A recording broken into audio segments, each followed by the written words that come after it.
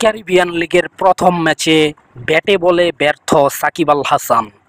প্রিয় দর্শক, আসসালামু আলাইকুম। দীর্ঘদিন ধরে জাতীয় দলের বাইরে রয়েছেন মিস্টার 75। মাঝে মধ্যে দেখা যায় কেবল ফ্র্যাঞ্চাইজি লিগে। সেই ধারাবাহিকতায় আজ ক্যারিবিয়ান লিগে মাঠে নামে সাকিব আল হাসান।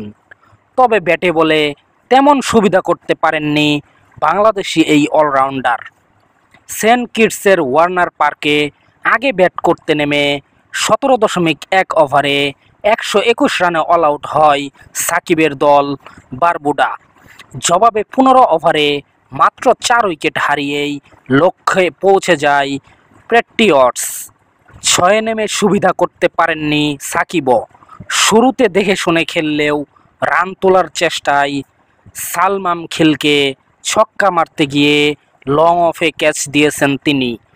ফেরার আগে 16 বলে 11 রান করেছেন বাঁহাতি এই ব্যাটার। বল হাতে 1 ওভার হাত ঘুরিয়ে 6 রান খরচ করলেও উইকেট পাননি তিনি।